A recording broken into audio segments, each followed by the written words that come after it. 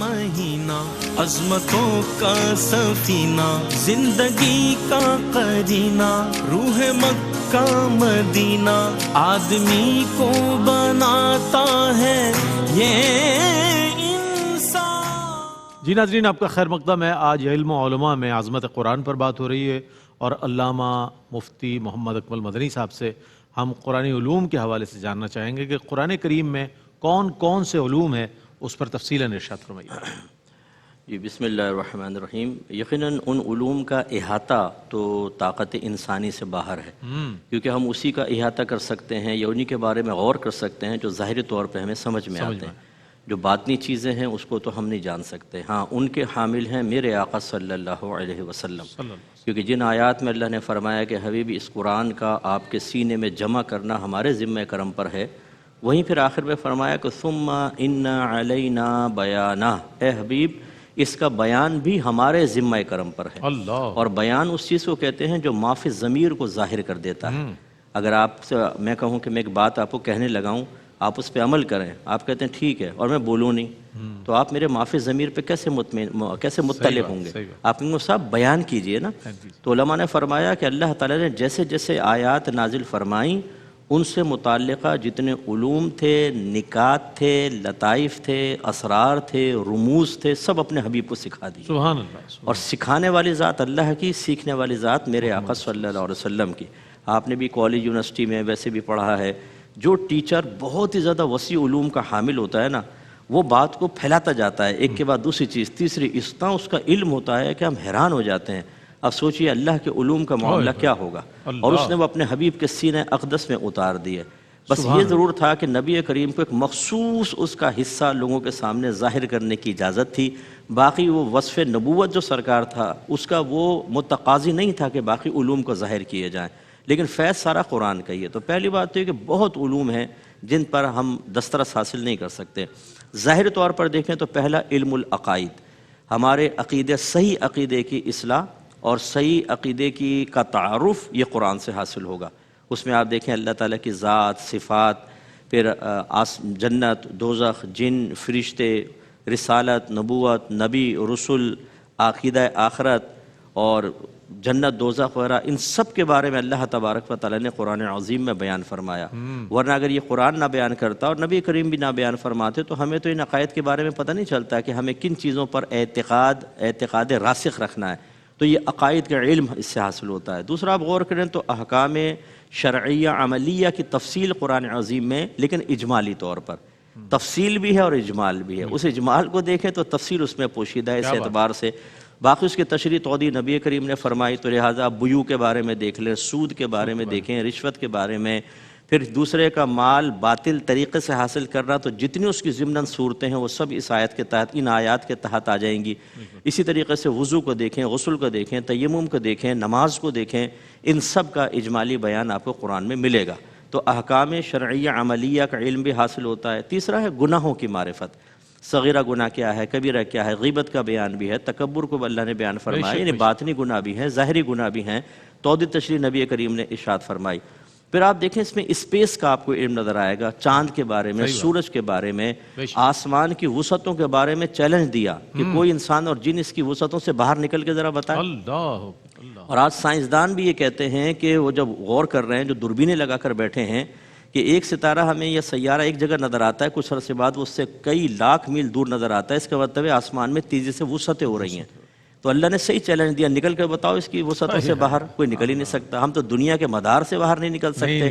اب آلات ایجاد ہوئے تو نکل رہے ہیں، لیکن اسپیس کے اندر جب اس عالم تحیر میں داخل ہوتے ہیں تو اپنے آپ کو ایک ذرے سے بھی حقیر سمجھتے ہیں، اس وقت اللہ تعالیٰ کی عظمت کا صحیح اندازہ ہوتا ہے۔ اس کے علاوہ پھر اللہ تعالیٰ نے دیکھیں بائیولوجی کا علم جو ہے، جو انسان کی جسمانی تشریح سے متعلق، پیدائش سے متعلق، ان چیزوں سے متعلق جو سائنس کے تحت یہ آتا ہے وہ اللہ نے بیان فرمایا۔ ماں کے پیٹ میں تم سب کو کس سے پیدا کیا؟ پانی کی ایک بوند سے پیدا کیا، یہ ہمارا مذہب بتا رہا ہے۔ پھر اس کے بعد ماں کے پیٹ میں جب وہ بوند پہنچتی ہے، پھر عورت کا پانی بھی اس کے ساتھ ملتا ہے، پھر وہ پہلے خون کی پھٹک بنتا ہے، پھر ایک گوشت کا لوتھڑا بنتا ہے، اور ایک خوبصورت انسان ہمارے وجود میں آ جاتا ہے۔ یہ بتدریج مراحل قرآن نے بیان فرمائے ہیں۔ اسی طریقے سے آپ دیکھیں حضرت عزیر علیہ السلام اپنے ایک گدھے کے ساتھ تھے، کھجور تھی اور تھوڑا سا شیرہ تھا، رس تھا آپ کے پاس۔ پھر اللہ تعالیٰ نے جب آپ کو یہ عین الیقین دکھانا چاہا، عین الیقین کے ذریعے اس اعتقاد کو مزید مضبوط کرنا چاہا کہ اللہ تعالیٰ اٹھانے پر قدرت رکھتا ہے، تو آپ کو 100 سال تک سلا دیا۔ کیا بات! اس کا مطلب ہے 100 سال تک بھی انسان جی سکتا ہے، اس کے ٹیشوز قائم رہیں گے، اس کے جسم صحیح کام کرے گا۔ کیا بات! میں ایک ڈاکومنٹری دیکھ رہا تھا، جو ریچھ ہوتے ہیں نا، یہ اپنے بچوں کو لے کے سردیوں کا موسم آتا ہے تو یہ غار کے اندر چلے جاتے ہیں، اچھا، اور 6 مہینے وہیں پر رہتے ہیں، پہلے کھا لیتے ہیں اچھی طرح 6 مہینے، پھر وہ باہر نہیں نکلتے، سوتے رہتے ہیں 6 مہینے، 1 منٹ میں 1 یا 2 دفعہ دل دھڑکتا ہے اور پھر وہ باہر نکلتے ہیں۔ یہ اللہ تعالیٰ نے اپنی شانیں دکھائی ہیں۔ عزیر علیہ السلام جب اٹھے ہیں، اللہ نے دریافت فرمایا کتنے عرصے آپ سوئے ہوں گے؟ کہا کہ بس یہ کہ 1 دن یا سو کچھ حصہ۔ فرمایا اپنے شیرے کی طرف دیکھیں، کھجور کی طرف ایسی موجود، یا انگور تھا ایسی موجود، اور گدھے کی طرف دیکھیں وہ ریزہ ہو چکا تھا۔ اس کا مطلب ہے کہ اگر اس پر تحقیق کی جائے کہ جس چیز میں بیکٹیریا شامل ہو جاتے ہیں، گندگی اور کیڑے مکوڑے لگ جاتے ہیں، وہ ختم ہو جاتا ہے فنا، لیکن اللہ چاہے تو اس کو جیسے ہم ایئر ٹائٹ کر دیتے ہیں، بعد اوقات چیز کو کھانا ہوتا ہے 6 مہینے تک محفوظ رہتا ہے، تازہ رہتا ہے، تو یہ چیزیں اس سے دیکھیں حاصل ہو رہی ہیں۔ اسی طریقے سے اللہ تبارک و تعالیٰ نے مثالیں ایسی پیاری پیاری قائم کی ہیں، حکمت کا علم بیان فرمایا ہے، ان چیزوں پر ہم دیکھیں۔ اسی طرح تاریخ کو بیان کیا ہے اللہ تعالیٰ نے، پچھلی قوموں کے واقعات، انبیاء علیہ السلام کے واقعات، اور اس سے ہمیں اشارہ کیا ہے کہ تاریخ کو ہمیشہ زندہ رکھنا چاہیے، کیونکہ تاریخ کو جب آپ زندہ رکھتے ہیں تو پچھلے والوں سے سیکھتے ہیں، پازیٹیو چیز سیکھتے ہیں، اس سے آپ کو حوصلہ ملتا ہے، اور نیگیٹو جس چیز جب آپ دیکھتے ہیں تو اپنے معاشرے سے اس تباہی کو دور کرتے ہیں، تو بہت بڑی تباہیوں سے بچتے ہیں۔ اسی طریقے سے مستقبل کا علم اللہ تعالیٰ نے اس میں بیان فرمایا، تمہارے ساتھ کیا کچھ ہونے والا ہے۔ موت کے بارے میں فرمایا کل نفس ذائقۃ الموت، تمہیں مرنا ہے۔ اب ہم موت پہ غور کریں تو پھر ہمیں ایک حیرت انگیز چیزیں سامنے آتی ہیں کہ زندگی کیا ہے، روح اور جسم کے مجموعے کا نام ہے، اور موت کیا ہے، ان دونوں کے انقطاع کا نام ہے۔ لیکن پھر اللہ نے بیان فرمایا کہ اللہ تعالیٰ تمہیں دوبارہ اٹھائے گا۔ جب کفار نے، ابو جہل نے خاص طور پر، ایک اونٹ کی ہڈیاں بالکل برادہ ہو گئی تو اس نے اٹھا کے ہوا میں اڑائیں، کہا جب ہم ایسے ہو جائیں گے کون ہمیں اٹھائے گا؟ تو اللہ تعالیٰ نے بڑی پیاری مثال سے بیان فرمایا کہ کیا اللہ تعالیٰ کے لیے تمہیں دوبارہ اٹھانا اس سے زیادہ مشکل ہے کہ جب تم کچھ بھی نہیں تھے اس نے تمہیں پیدا کیا تھا؟ انہیں نہ یہ مشکل نہ وہ مشکل۔ خلاصہ کلام یہ ہے کہ زبردست قسم کے علوم موجود ہیں، کوشش یہ کرنی چاہیے کہ ہم ان علوم کو سیکھیں، ان پر تحقیق کریں، اس کو پیش کریں لوگوں کے سامنے، کہ جو ہمیں ینگ جنریشن جو ہے وہ قرآن حدیث صرف آپ کہیں گے نا تو اتنی اٹریکٹ نہیں ہوتی، جب آپ سائنسی علوم کو ساتھ لا کر ان کی تائید و توثیق قرآن سے کرتے ہیں تو پھر اعتقاد اور مضبوط ہوتا ہے۔ کیا کہنے، علوم قرآنی پر بہت ہی مفصل انداز میں، بہت خوبصورت جامع انداز میں علامہ مفتی محمد اکمل مدنی صاحب ارشاد فرما رہے تھے کہ جو علوم ہیں اس میں انسانی جو ذہن ہے، فکر یا ادراک جو ہے جتنا سمجھ سکتا ہے، پہلے بھی آپ نے ابتدا میں ہی فرما دیا، تو اس کے علوم کی وسعت کا تو اللہ ہی بہتر جانتا ہے یا اللہ کے رسول صلی اللہ علیہ وآلہ وسلم جانتے ہیں۔ ایک مختصر سا وقفہ لیتے ہیں، وقفے کے بعد لوٹیں گے، اسی موضوع کو کنٹینیو کریں گے، ہمارے ساتھ رہیے گا۔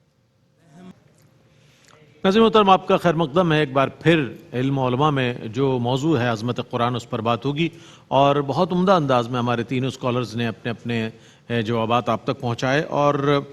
قرآن جو ہے وہ انسانی ہدایت کے لیے، اس کی جو ہدایات ہیں عین فطرت ہیں، اور قدرت نے عین فطرت یہ احکامات عطا فرمائے ہیں۔ اس حوالے سے ہم جاننا چاہیں گے علامہ مفتی سید زیغم علی شاہ صاحب گردیزی سے، کچھ فرمائیے گا حضرت اس حوالے سے۔ جی رئیس بھائی، یقیناً قرآن نے جتنے احکامات تعلیم فرمائے ہیں، جتنی ہدایات اس میں ہیں، از اول تا آخر ہم دیکھیں تو وہ انسان کی طبیعت، انسان کی استطاعت اور انسان کی کیفیت کے مطابق ہے۔ یعنی انسان کی جتنی استطاعت اور حیثیت ہے اس کے مطابق اللہ رب العالمین نے اس کو مکلف بنایا ہے۔ سورہ بقرہ کے آخر میں فرمایا گیا نا کہ لا یکلف اللہ نفسا الا وسعہا، کہ اللہ تعالیٰ کسی کو مکلف نہیں بناتا مگر اس کی طاقت کے مطابق۔ ہم جملہ احکام میں دیکھیں، نماز اللہ رب العالمین نے سینکڑوں مقامات پر اس کی تاکید فرمائی گئی ہے، لیکن اس میں انسان کی کیفیت کو مد نظر رکھا گیا کہ اگر صحت مند ہے تو مکمل صحیح طریقے اور آداب کے مطابق وہ نماز ادا کرے، اگر صحت مند نہیں ہے، کھڑے ہو کر نماز نہیں پڑھ سکتا، بیٹھ کر پڑھے، بیٹھ کر نہیں پڑھ سکتا، لیٹ کر اشارے سے پڑھے، اشارے سے بھی نہیں پڑھ سکتا تو اب اسے ساقط فرما دی گیا۔ پھر اسی طرح روزے کی تاکید فرمائی گئی، اور روزے کا حکم نازل فرمانے کے ساتھ ساتھ اس سے متعلق جو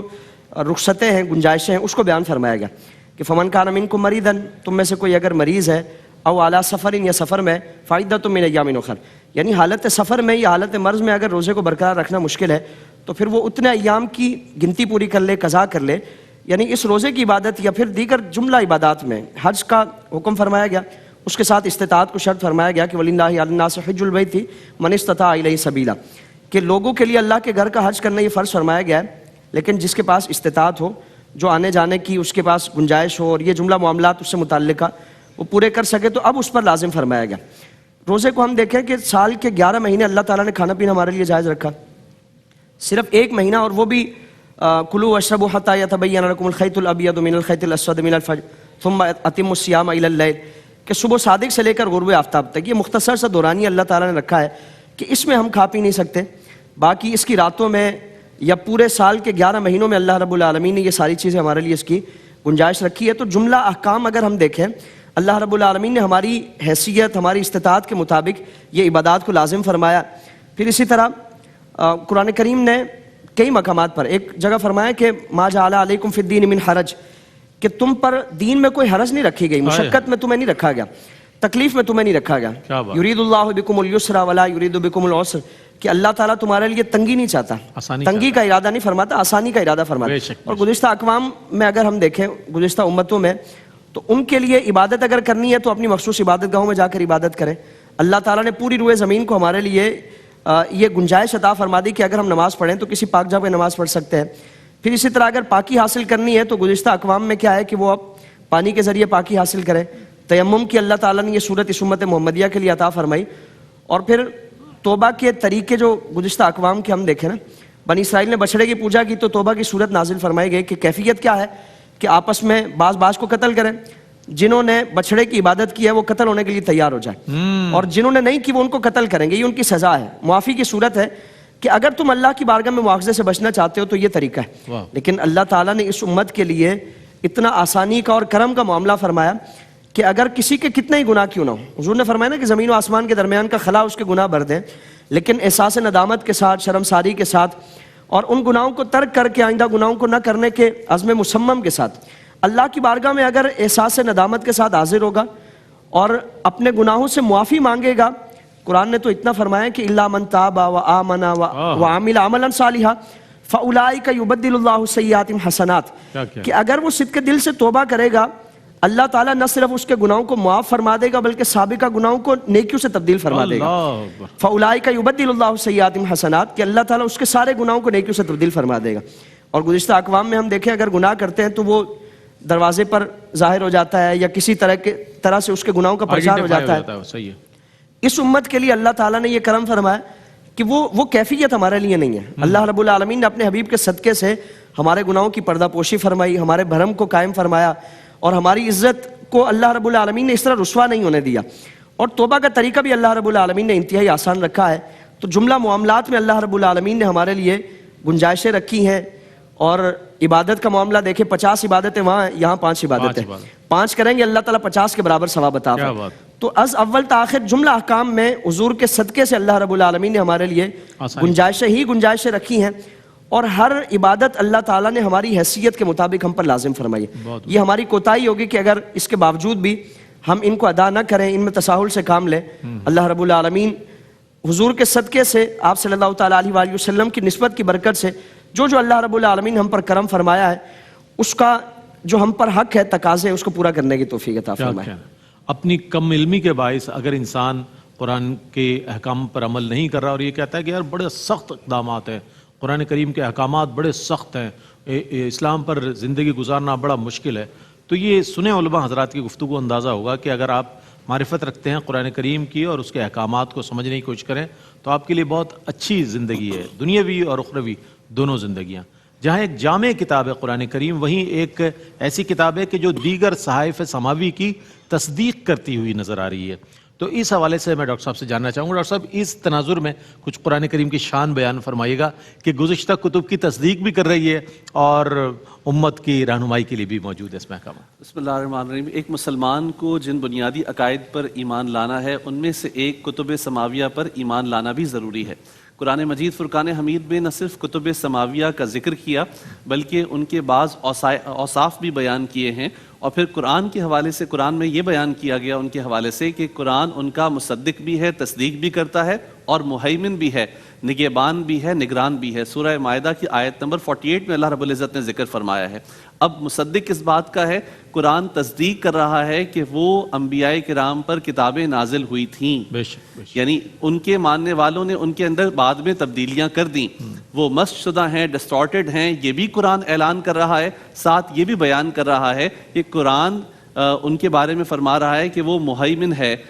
پچھلی کتابوں کا، یعنی نگہبان ہے، نگران ہے، شاہد ہے، امین ہے۔ متعدد اس کے معنی بیان کیے گئے ہیں، اور جس معنی کے اعتبار سے دیکھیں وہ خصوصیت ہمیں قرآن کے اندر نظر آتی ہے کہ پچھلی جو آسمانی کتابیں تھیں ان کے اندر جو عقائد بیان کیے گئے تھے، اللہ تبارک و تعالیٰ نے انہی عقائد کو، کیونکہ ہر امت کے لیے ایک ہی عقائد ہیں، سابقہ آسمانی کتب میں جو عقائد بیان کیے گئے تھے وہی قرآن میں بیان کیے گئے ہیں، تو قرآن اس اعتبار سے نگہبان ہے کہ ان عقائد کی حفاظت کر رہا ہے۔ اگر امین کے اعتبار سے دیکھیں، نگران کے اعتبار سے دیکھیں، تو اس اعتبار سے ہے کہ ان کتابوں کو تو تبدیل کر دیا گیا، لیکن ان کتابوں کی جو تعلیمات قرآن میں بیان کی گئی ہیں قیامت تک کسی میں وہ جرت نہیں کہ قرآن کے اندر تحریف کر دے، تبدیلی کر دے۔ تو اس اعتبار سے شاہد بھی ہے، امین بھی ہے۔ اور جب مفسرین نے مختلف آیات کو دیکھا کہ سابقہ آسمانی کتب کے اندر جو آیات ہیں اور قرآن پاک میں ہیں، تو بعض نے 20 اور بعض نے 22 آیات ایسی نکالی ہیں کہ جو قرآن مجید فرقان حمید میں جوں کی توں ہیں، یعنی جو پہلے اللہ تبارک و تعالیٰ نے ان کتابوں کے اندر جو عقائد و نظریات بیان فرمائے تھے قرآن مجید فرقان حمید کے اندر بھی وہ بیان کیے۔ تو اس لیے قرآن پاک کا یہ بھی ایک معجزہ ہے کہ وہ پچھلی کتابوں کی تصدیق کرتا ہے۔ ہمارے پاس کوئی متعین تعداد نہیں کتنی آسمانی کتابیں نازل ہوئی ہیں، لیکن قرآن پاک ہمیں بتا رہا ہے کہ تورات و انجیل کے ساتھ ساتھ صحف ابراہیم بھی ہیں، ابراہیم علیہ السلام پر بھی صحائف نازل ہوئے ہیں، اور بعض روایات میں آتا ہے کہ صحائف کی تعداد 100 سے زائد ہے، مگر جس کو ضروری سمجھا قرآن مجید فرقان حمید نے اس کو بیان کیا، اور قرآن مجید کے اندر بیان کرنے کی وجہ سے ہمارے پاس یہ دلیل ہے، ثبوت ہے کہ پچھلے انبیاء پر بھی کتابیں نازل ہوئی تھیں۔ ڈاکٹر حمید اللہ نے آج سے کوئی 50 سال پہلے کی ریسرچ اپنی کتاب کے اندر یہ لکھی ہے، بہت بڑے مورخ اور سیرت نگار ہیں، وہ فرماتے ہیں کہ پوری دنیا سے جتنے بھی بائبل کے نسخے تھے وہ تمام جمع کیے گئے، اور اس کے اندر یہ دیکھا گیا کہ کتنی سملیرٹیز ہیں، کتنے اختلاف ہیں۔ تو ایک طویل عرصے محنت کرنے کے بعد یہ رپورٹ بنائی گئی کہ ان کتابوں کے اندر جو بائبل کے ڈیفرنٹ ورژنز ہیں 2 لاکھ کے قریب اختلافات ملتے ہیں، 2 لاکھ کے قریب مختلف باتیں ملتی ہیں۔ اس سے اندازہ لگائیے کہ اللہ تبارک و تعالیٰ کی ان کتابوں کے ساتھ ان کے ماننے والوں نے کیا کیا۔ اور اللہ رب العزت قرآن کے بارے میں فرما رہا ہے اِنَّا نَحْنُ نَزَّلْنَا الذِّكْرَ وَإِنَّا لَهُ لَحَافِظُونَ۔ ہم خوش نصیب ہیں کہ حضور علیہ الصلوۃ والسلام کی برکت سے ہمیں قرآن ملا ہے، اور یہ وہ کتاب ہے جس کی حفاظت کا ذمہ اللہ نے اپنے کرم پر لیا ہے، اور اس کتاب کے ساتھ ہمیں جوڑا ہے۔ تو ہمیں یہ چاہیے کہ قرآن مجید فرقان حمید کی تعلیمات کو دوسروں تک پہنچائیں، قرآن کا ذکر کریں، قرآن کو پڑھیں، قرآن کی بات کریں، قرآن کی عظمت جو ہے لوگوں کے دلوں میں بٹھائیں، کیونکہ وہ معزز تھے زمانے میں بے شک مسلمان ہو کر، اور ہم خوار ہوئے تارک قرآن ہو کر آج ہمارے دلوں میں عظمت ہے قرآن کی، ہم قرآن کو چومتے بھی ہیں، ہم قرآن کا احترام بھی کرتے ہیں، لیکن مایوسی کے ساتھ یہ کہنا پڑتا ہے کہ جب عمل کی بات آئے تو ہماری زندگی قرآن کے عمل سے خالی ہے۔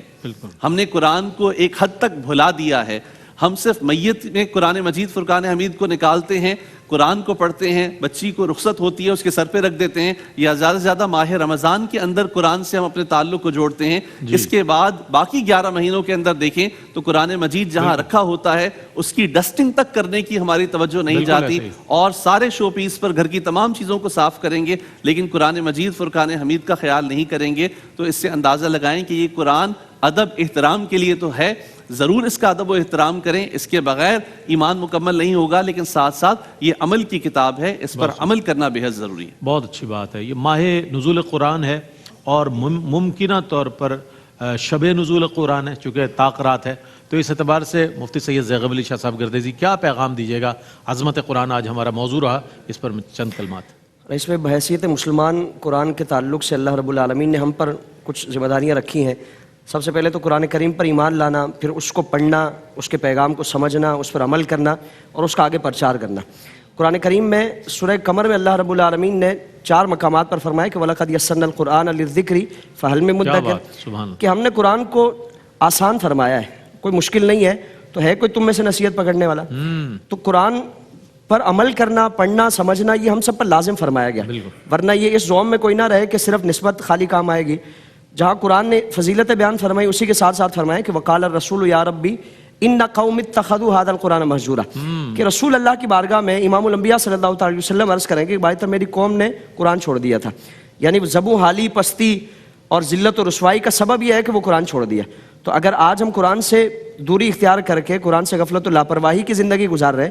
تو دنیا میں تو جیسے تیسے ہماری زندگی گزر جانی ہے، اللہ کی بارگاہ میں مواخذہ بڑا سخت ہے۔ اس لیے اگر دنیا اور آخرت میں نجات و کامیابی چاہتے ہیں تو قرآن سے جڑیں گے، اللہ تعالیٰ کامیابی عطا فرما دے گا۔ قبلہ مفتی صاحب کیا پیغام دیجیے گا؟ اور اس کے ساتھ ساتھ ڈاکٹر صاحب نے ایک بات کہی تلاوت قرآن کریم کے حوالے سے، گھروں میں ظاہر یہ سوال آپ کے ذہن میں بھی ہوگا، ایک سے زائد نسخے ہوتے ہیں قرآن کریم کے، عموماً یہ ہوتا ہے کہ ایک ہی، چونکہ اس سے نشانی لگا لی جاتی ہے، ایک ہی کی سے تلاوت کی جاتی ہے، بقیہ رہ جاتے ہیں، تو کیا یہ بھی بے حرمتی کے اس میں شمار کیا جائے گا کہ قرآن کریم ہے لیکن اس کی تلاوت نہیں ہو رہی، جیسے 1 یا 2 اگر تلاوت میں ہے تو اس پر بھی کچھ روشنی ڈال دیجیے گا؟ جی، قصد بے ادبی نہیں تو بے ادبی تو شمار نہیں ہوگا، ٹھیک، لیکن بہت بہتر ہے جیسے آپ نے ارشاد فرمایا کہ کیا بہتر ہو کہ ہر ایک قرآن کو تھوڑا تھوڑا پڑھا جائے، جی، اور یہ تمام کتابی شکل میں قرآن برود قیامت آپ کے پڑھنے پر گواہ بن جائے۔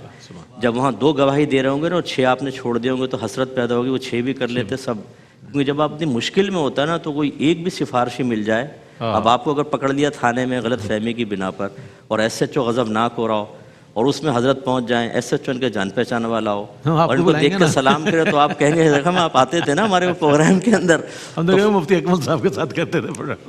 ہاں جی، تو بس یہ ہوتا ہے کہ ہمیں کوئی بھی سہارا مل جائے تو بہت بیسٹ آپ نے بات کہی۔ اس طرح مسجد کے قرآن عظیم بھی ہمیں بعض اوقات ایک سے لگاؤ ہو جاتا ہے، اس کی لکھائی بہت خوبصورت سی ہوتی ہے، دیگر بھی میں نے بھی اپنی طبیعت کو محسوس کیا، سابق آپ نے کہی نا تو بات میرے ذہن میں آ گئی کہ یہ ہوتا ہے، ہم ایک ہی قرآن کو لیتے ہیں لیکن مختلف پڑھ لیا کریں، کم از کم ایک بار تو پڑھ لینا، گواہ بن جائیں گے۔ اور پیغام بس یہ ہے کہ دیکھیں ہمارا اللہ کامل، ہمارے نبی کامل، اسلام کامل، ہماری آسمانی کتاب کامل، کاش ہم بھی کامل بننے کے بارے میں سوچ لیں۔ تو یہ چاروں چیزیں جو ہمیں حاصل ہوئی ہیں، چیز سے مراد اللہ کے لیے وہ موجود کے معنی میں لے رہا ہوں، کبھی اس پہ بھی فتویٰ نہ لگ جائے، کیونکہ شے جو ہے وہ 2 معنی میں استعمال ہوتا ہے، شے بمانے موجود اور شے بمانے ممکن۔ شے بمانے موجود تو اللہ کے لیے استعمال ہو سکتا ہے، لیکن شے بمانے ممکن استعمال نہیں ہو سکتا۔ ممکن اسے کہتے ہیں جو پہلے وجود میں نہ ہو بعد میں وجود میں آیا ہو۔ تو خلاصہ کلام یہ ہے کہ ہمیں اپنے آپ کو کامل کرنے کی کوشش کرنی چاہیے اور اس کے لیے کامل چیزوں کی طرف متوجہ ہونا ہے، اور وہ ہے اللہ کی طرف رجوع کریں، نبی کریم کی طرف، قرآن کی طرف، حدیث کی طرف، اور اسلام کو اپنائیں، اللہ ہمیں بھی کامل کرے گا۔ آمین آمین، بہت اچھی بات۔ آج عظمت قرآن پر بات ہوئی اور میں قبلہ مفتی محمد اکمل مدنی صاحب کا، علامہ مفتی سید زیغب علی شاہ صاحب گردیزی، ڈاکٹر عاطف اسلم راؤ صاحب، آپ سب کی آمد کا بہت شکریہ ادا کروں گا۔ قبلہ مفتی محمد اکمل مدنی صاحب ہمارے ساتھ انشاءاللہ اذان فجر کے بعد تک تشریف فرما ہوں گے۔ آپ کے جو سوالات ہوتے ہیں لائیو اس کے جوابات کے لیے تشریف فرما ہوں گے۔ ناظرین، عظمت قرآن پر آج بات ہوئی ہے، اسے پیش نظر رکھیں کہ اللہ نے یہ صحت، سلامتی، عافیت اور ایمان کے ساتھ یہ ماہ مبارک عطا فرمایا ہے۔ اپنا ایک تعلق قائم کر لیجیے، جس طرح رمضان کے ساتھ آپ کا ایک تعلق ہے اور 11 مہینے آپ کو انتظار رہتا ہے، اسی طرح قرآن کے ساتھ اگر آپ کا تعلق قائم ہو جائے تو آپ کو ہر مہینہ رمضان ہی کا لگے گا کہ آپ تلاوت کر رہے ہیں، تلاوت سن رہے ہیں، قرآن کی تفسیر پڑھ رہے ہیں اور اس کے مطابق اپنی زندگی گزار رہے ہیں۔ تو اب ہم پڑھیں گے نعت رسول مقبول صلی اللہ علیہ وسلم کی جانب، اور اس کے بعد جو سیگمنٹ ہے وہ ہے اظہار عقیدت کا۔ آج حضرت بیدم شاہ وارسی رحمۃ اللہ علیہ کو ٹریبیوٹ پیش کیا جائے گا، ہمارے ساتھ رہیے گا۔ سب سے اولا اعلی ہمارا نبی، سب سے بالا اعلی ہمارا نبی، اپنے مولا کا پیارا ہمارا نبی، اپنے مولا کا پیارا ہمارا